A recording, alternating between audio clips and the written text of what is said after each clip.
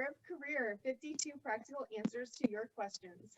I'm Erin Wolfram. I own and operate Career Advantage and Career Advantage Golf, and I help job seekers feel more confident and prepared throughout their job search by assisting with resumes, cover letters, LinkedIn profiles, mock interviews, personal portfolios, websites, really just anything job search related. But each week in this podcast, I answer one question from the public. And this week's question is, will I get a job by only submitting my resume through job sites like monster.com? And to help me answer this question today, I have my great friend, Dana Nordyke, with me. I'm so excited to have Dana here. She and I have been career services colleagues now for several years. We've held leadership positions in professional organizations together, and I know she has some really great insight for you all today. So Dana, would you go ahead and introduce yourself to everyone, please? Sure. Good morning. My name is Dana Nordyke, and I'm with Washburn University's Career Services Office right now. Previously, I have been in career services for, I don't know, probably 11 years now. Just doing a lot of one-on-one appointments with students, helping them with their career, choosing and changing a major, their career development, and then also helping them in their job search, and also in like preparation for graduate school, connecting to employers, things like that. Perfect. Well, I know that you have a lot of great information to share today, so let's just go ahead and get started. So thinking about, those big job boards like Monster, Career Builder, Indeed, even LinkedIn possibly, what are your initial thoughts when someone comes to you and says, I just threw my resume up on monster.com and hoping for the best? Tell me what you think. Well, I like to start off by saying, there's a lot of different ways to do a job search. And so it is not impossible that could work out for somebody, right? I mean, right. It's happened, right? Yeah, it's super rare, right? I've maybe heard once or twice where it actually worked out that way. And I do think it's a rare option that it works out, because it's a pretty passive approach. So just posting your resume out to a job board, you're just like sitting and waiting for something to come to you, as opposed to doing some legwork and like getting out there and in maybe a few different ways, being a little bit more proactive in that search. But I do like to say, it's not entirely impossible.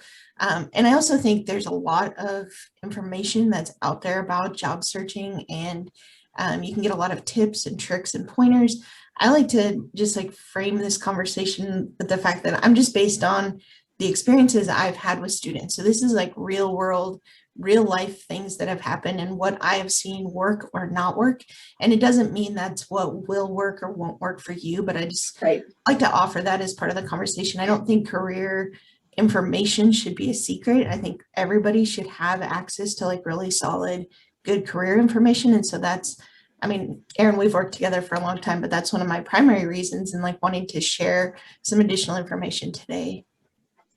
Absolutely. And I love what you said about, everybody is unique. Everybody's job search is unique, right? So what's going to work for one person may not work for another person. What doesn't work for one person is going to work for another person. And, you're absolutely right. There are certainly those stories out there where someone did just put their resume out there online, and the next thing you know, a week later, they have a job. But like you said, those stories are few and far between. So I also love what you said about how that is sort of a very passive way to approach a job search, but there are definitely much more active ways. So let's talk about that. So what do you think are some more effective practices, ways to be more active in a job search that might actually give people sort of a leg up and hopefully land that job that they're looking for? Well, I know that if you follow Erin's podcast, you've heard other people talk about building connections using tools like LinkedIn. And I know you've done work specifically with LinkedIn on your other podcasts. So you might check out some of those other podcasts if you're interested in that. But just thinking about really harnessing your connections that you already have. And some people are like, well, wait a minute, I don't really have connections in my industry area. I like to remind, any kind of job seeker that the connections you make don't have to be directly in your industry area for them to know a connection or like further bridge you to someone else. So I like to start first and foremost with thinking about like, who is in your first round circle? Like, who could you connect with today? Is it a mentor, a coach, a professor, maybe somebody that you just met at your job, or, you know, the partner of somebody that works with you or used to work with you. But just thinking about like, who could I reach out to today if I were to text somebody or send a quick email? Who are those people? And so I like to start by thinking about just like, how do I harness these connections, reach out to that person, and then I like to reach out with a very specific ask. And that's one thing I coach my students to do is like, I'm not going to say like, hey, Erin, I'm looking for a job. Do you know of somebody I should talk to, or can you help me find a job? Right? That's I'm going to be super like, broad. what kind of job? What industry are you in? Like, there's so many questions. Right. And how would Erin, based on that, know who to connect me to? Right. Right. So I like to get down to being like a little bit more specific in my ask. So I might say something like, Erin, I'm currently looking for a marketing position in the Kansas City metro area. More specifically, I want to work in social media or web marketing if I can find something like that. Do you happen to know of one or two people I should reach out to next? Right. And that Right. question to me becomes really powerful in your job search. Do you know of even one or two people that I should reach out to? And that I use that as kind of a bridging question. So if I meet somebody for coffee, which we're maybe starting to do a little bit more now, or I meet somebody in a Zoom session or a quick phone conversation or something like that, I like to end the conversation by saying, thank you so much for all of this information you shared about your industry, about your employer and where you work, how you got connected. Thank you so much for all of that information. You know, just knowing kind of where I'm at in my job search, do you know of even one or two people I should reach out to next? And I feel like that question is really powerful because it helps keep that chain of connection going. So now you're able to reach into their network a little bit more. So again, it's not all who you know, it's who you know combined with what you know.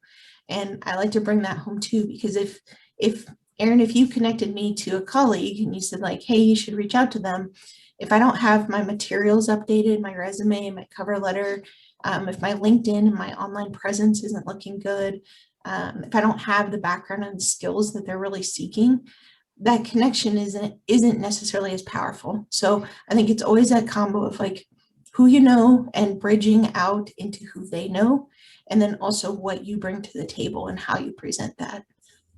Absolutely. I love that. It's be prepared before you reach out, right? It's like, Yes. don't just reach out and just start talking to people with no plan, no updated information, that sort of thing. So I really love that. That's fantastic. And the one thing that I've said over and over and over again on this podcast, I'm going to say it again, and I'll probably say it again, is in addition to all those great tips that Dana just mentioned regarding networking and reaching out to your connections and making new connections, I always stress, in addition, make sure to always offer if you can help that person as well. So thank you so much for helping me. This has been, a great conversation. I've gotten a lot out of this. Do you have anyone else I might be able to talk to? And oh, by the way, how can I help you? Right? I think And that's really great. even if you can't help them right now at this moment, they know that in the future they can reach out to you and you're willing to try to help them if you can. So just always remembering, it's not just take. You want to offer to give as well and do whatever you can, because that's going to really foster that relationship and make it beneficial for both of you. Well, and I think it's good also, thank you, Erin, for sharing that piece. And I think it's good to think about you're really working on developing relationships over time and not just to like, how can I connect for this 10-minute time frame? You really want to choose people that you want to connect with over the course of your career and not just for that moment. And again, it is like that reciprocal. I really appreciate that. Like what can I do for you as well? And then if I might, Erin, there's a couple of other ideas also in this job search process. So taking it beyond just like submitting your resume online, I definitely think you should apply online, right? I mean, I think that's one constant thing that you're juggling, right? Is that you want to continue to fill out these online applications, but really customizing your materials each time that you're applying, I think is really important. And so taking the time so that they know that those materials came to them and that you really care about that position, not that you broadly sent that information to everyone you could possibly find. So I think taking the time to customize, and then you can take that a step further. So if you've done some of this background in your networking, there might be an opportunity for you to also reach out to somebody within that organization. So let's say I submit my materials to Erin, and but I also have a connection at that company with, maybe I submit my materials to their online dashboard or whatever, and then I contact Erin and I say, hey Erin, I just want to let you know, like, I recently filled out and submitted all my materials online through your online portal for this position. Do you know of anything else I should be doing, or do you have any other advice for me, as I kind of wait to hear back on that? And just kind of dive back into your network, because it might be that Erin actually knows the person who's doing the hiring, and Erin might be like, whoa, totally send me your stuff as well, and I'm going to drop it in an email to so-and-so, right? And so that's how some of that background, and sometimes that's even how you discover jobs that were never even posted out there, right? Is that somebody is able to connect you to someone before the job is even posted. So, but once it is posted, once you applied online, you can still utilize that network in some way to still leverage, like, getting that material in front of somebody who actually is going to pay attention to it.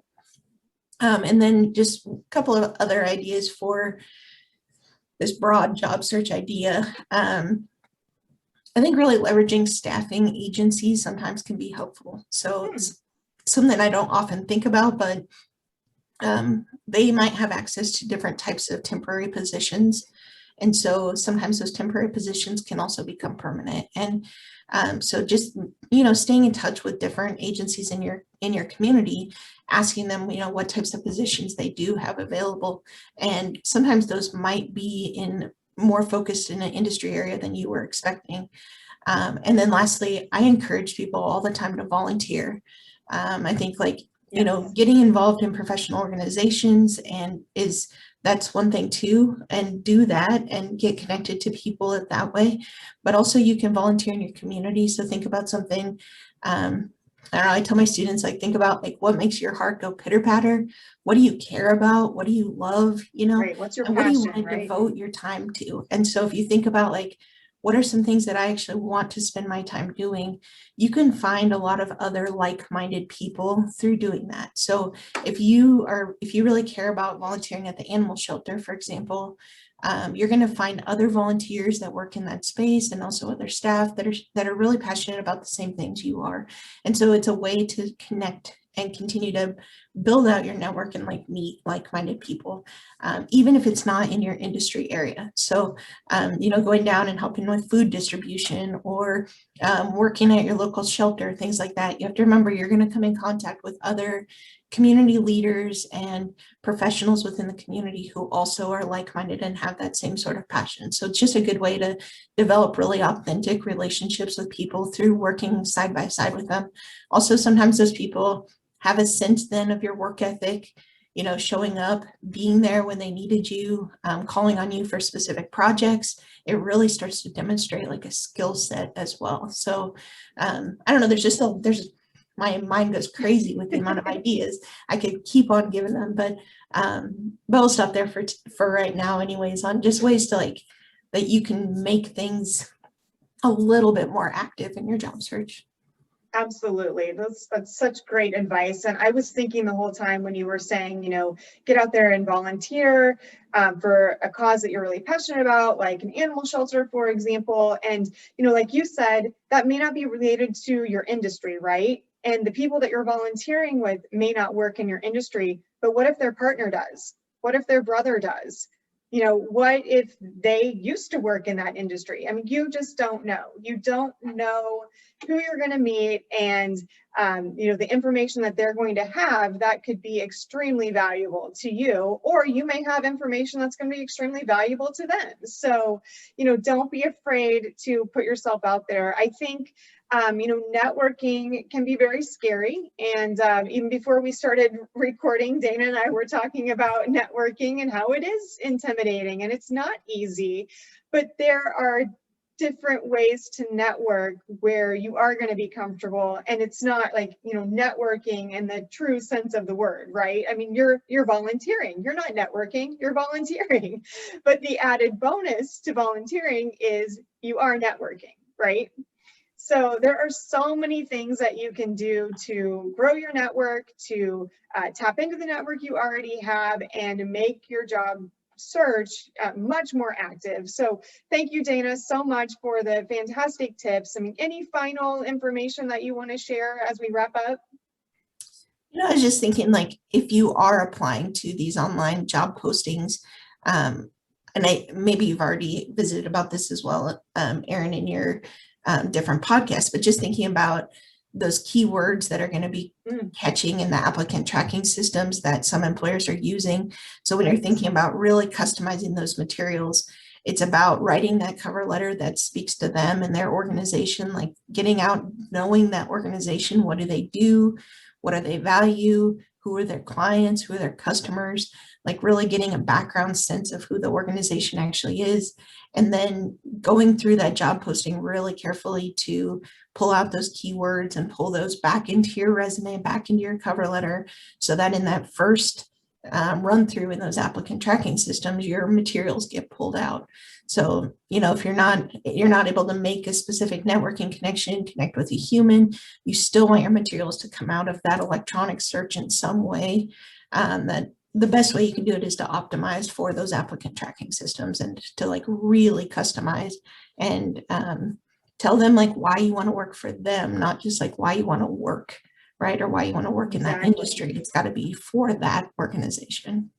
Exactly. And that goes back to that tailoring element that you were talking about before, right? And I mean, we'll probably do a complete episode at some point on applicant tracking systems, but just to kind of add to that, another thing is, a lot of times now online, you'll see these really fancy stylized resumes, and they're really pretty, but those don't work very well for applicant tracking systems. So if you are applying online, you have a hunch that an applicant tracking system is being used, keep it simple. So in addition to, front loading those keywords that Dana talked about and really tailoring to make sure that your skills, strengths, and qualifications match the job description, keep your resume very simple and basic.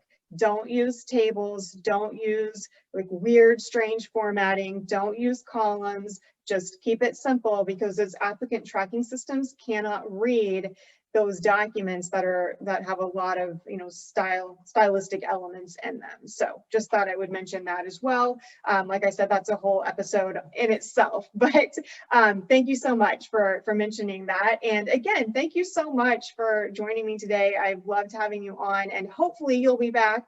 We'll talk about another topic sometime.